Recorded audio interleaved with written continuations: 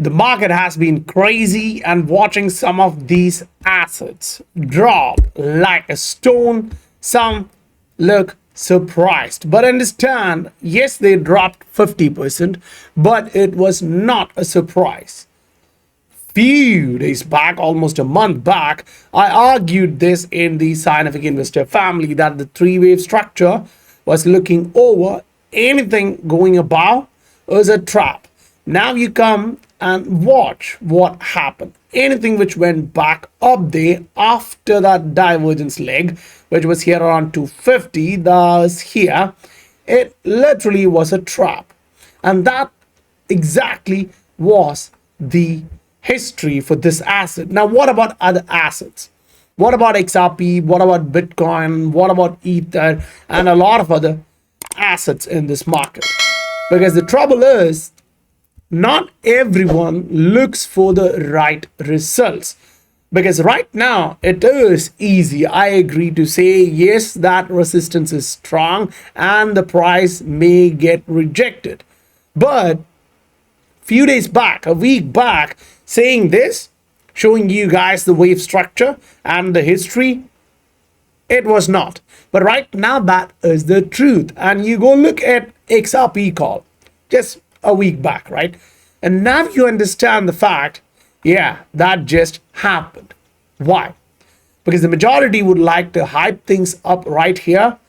We don't. The scientific investor family was said clearly that we are failing to move back about this resistance, and that was not good, right? We clearly say getting shorts, yeah, that's a resistance, and shorts are coming, and news to push it down, the shorts, yeah.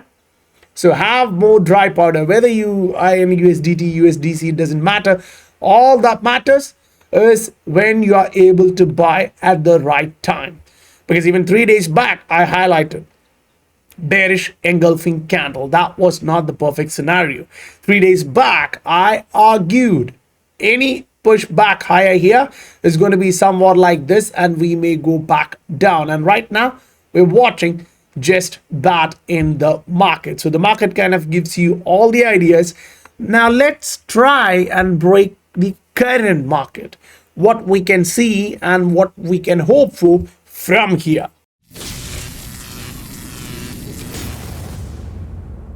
Welcome to the scientific investor family, where the normal retail guys get to learn how to become the next top 10% of this world. When we were arguing that the market is stopping this negative divergence a month and a half back, not everyone listened.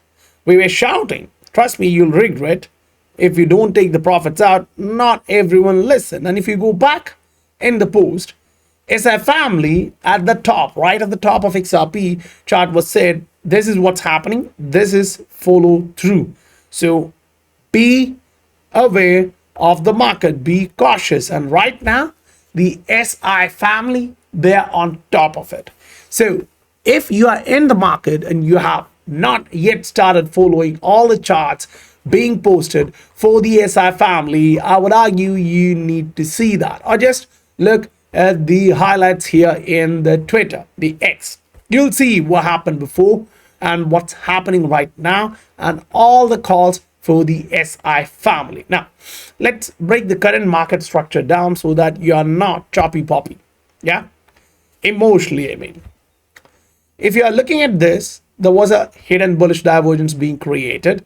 But my argument of not going back in was this trend line is not broken to the upside. And historically, such a trend line pushes the price back down. Now watch, we are just doing that. There's another trend line, which was the hidden bullish divergence trend line. Watch what's happening to that. You broke that to the downside. So if you want to plot it like this, okay, you broke that pattern to the downside. What is your measured move to the downside? If you break this structure, that is a 35%, say 34% to be precise. You plot that 34 and you reach somewhat like $1.5.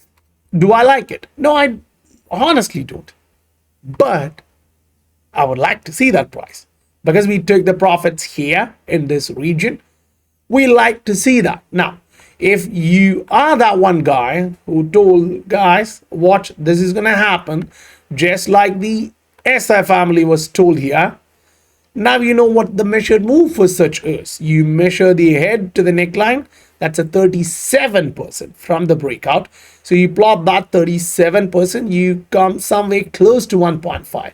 So in both segments, you're getting the measured move almost similar, 1.5 to $1.6. Good. Now the argument is, should you be buying it back there? Hard call, tough call. Why? Watch the monthly. The monthly candle close is going to come in just 3 days. Not a lot of people are prepared for this. You get a long wick to the downside and a candle close like this. Did you see this before? If you did, now it's time for you to make the right decision. SI family sold a lot of XRP at the right time here, $3, $3.2, $3.27. Now they don't regret it. Yeah, that was the right decision to make. Now, from here, what you should be abiding by is the RSI. I told you guys, watch the RSI at least on a weekly. Put it on a macro. I mean, it doesn't matter what I think. It doesn't matter what you think. But I was arguing in here that it does matter what the RSI has to say on a weekly. Historically speaking, whenever you got rejected, trying to go back into the overbought territory, you didn't want to hold on to that asset at that time because the bottom was not at the support of RSI. Watch this. The bottom came in when you broke the RSI to the downside. Yeah. The next one, watch. This is why I say the trend line formation in here, you haven't even reached that support. If it's the history, you need to break it to the downside. Watch the MACD. It just crossed to the downside. So there should be a micro bounce. Yeah, I would like to see that. I would love to see that. But do you really want to go in for a micro bounce? Or do you want to wait for a macro consolidation? Now, this is why I was arguing, guys, watch XRP to Ether. Everything is going to drop. Everything is going to be volatile. But what matters more? To have stability or to have higher volatility. This is what the SI family went for. Yeah, watch this. You understand this? Yeah, that's clear. Negative divergence and a trap. I told you guys that's exactly what is gonna happen. Now we expected that, we anticipated that. Now look at XLM to Ether. It kind of gives you this similar story. Watch where the weekly closed and where you are now. Good. Yeah. Now watch the monthly, because the monthly shows you the volatility range has not yet finished. You're still inside that. Great. Now pick up Bitcoin, because the monthly close in Bitcoin is going to make a lot of difference. If you watch bearish engulfing candle on a monthly, huge sign. Yeah, huge sign. When you have negative divergence on a monthly, how do you make it? I know there's going to be a lot of big accounts out there calling for 150,000, 200,000, $1 million Bitcoin. But let me ask you this. If I say it's going to come back down to $3,000 or $1,000, now a lot of people would say this guy has lost it. But understand, you did the three-wave structure to the upside. Just now you saw Solana, yeah? The 1, the 2, the 3, and the trappy move. After which comes the A, the B, the C. I'm not saying in one cycle you're going to reach $3,000. I'm arguing you may come back down to 15 to 10 and then bounce back up to 30, 40, or even 50 to retest this trend line, maybe up to 60, and then you go back down. Ooh, look at the volume. Yeah, do you agree now that the volume is not there? If the Black Rocks are buying, if US is buying, where the hell is the volume? Yeah, you don't see that in here. You are now watching this. Great. Now let's visualize this just like the XRP one. You plot this, you get to see something like this. What does that mean? Macro chart, yeah? Put it on a monthly, 3-month chart, quarterly chart. Now bring up the RSI Baba, who gives us the right news. That's juicy. Watch. If it gets rejected there, that's a negative divergence on a quarterly chart. You can make it whatever you want, but you know what that means. Negative divergence in price. Just type that in Google Images. And you already know what that means based on 9 out of 10 results you see. Negative divergence, and what happens? The price drops. Negative divergence, what happens? The price drops. You pick all of them like you want and you get the results. The higher the time frame on which it is forming, the accurate the results will be. This is why I said, yes, there is a hidden bullish divergence on a daily. Yes, there is a hidden bullish divergence on a 3-day. But the monthly and a weekly was saying negative divergence on day was not invalidated. So it's clearly valid. Now, how will you go on from here? You want to understand which of these assets are holding on to a macro support, which of these assets are breaking the trend and showing you, there is a lot of possibility of a capitulation. Why? That is exactly where the bottom comes into the picture, right? This is the history. Now, am I smarter than the history? No. But this is exactly what we are trying to see in XRP terms. We would love to see that. Now, to reduce the noise, put it on a line chart. Connect all your bottoms and argue where you're going to come. Whichever you like is your bottom. But watch this zone. This is exactly what we were saying. The long-term trend line and its standard deviation is what you're looking at. Now, how much downside does this asset have if you bought in at this support? That's the first support zone. Yeah, that's 20%. Now, how much are you going to watch the other assets drop? Trouble? I know. Let's see that. Total altcoin market. We are in here. We're watching this. What are you really watching? The long-term trend line. Where is the bottom? When you break the long-term trend line in the RSI. So fine. Now this is coming down to the trend line support, which is good, which is great. I mean, that's perfect. But if this asset has to make a long-term schedule here like this or like this, there should be a wick to the downside. Then you make the bottom. Perfect. Which means the total alt market says it's going to drop 20% just like the Ether. And you'll watch a lot of other assets drop 50, 60, 70 because their ultimate supports are at the bottom and they are showing you a macro negative divergence, one of which is the payment asset segment.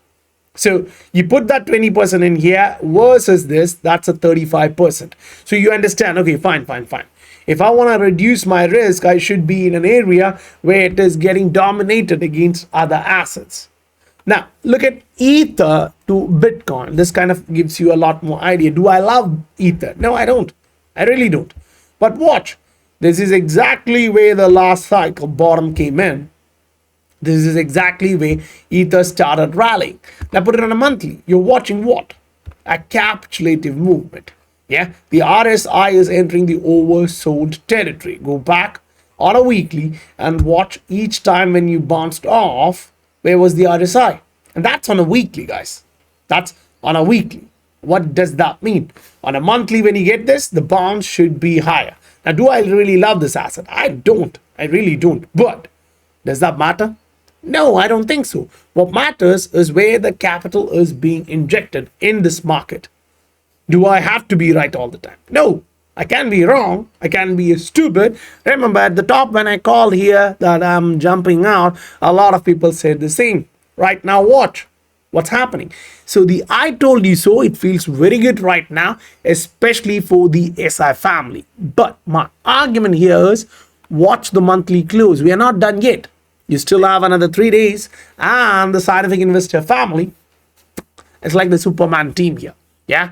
You're going to watch long-term backs doing exceptionally well in this market. Now, take the total crypto market in front of you. Until and unless the total crypto market is showing you that I'm about to travel higher, or the Bitcoin dominance is showing you I'm about to draw big. Don't go big in there. Have 40, 50, 60% dry powder. I argued about this last time, and you're now watching why that's so valid. If the history is to repeat, March, April is going to give you something. I don't think it's going to be in all the different assets, and I know that argument. Why would you say such? Let's go back into the history again.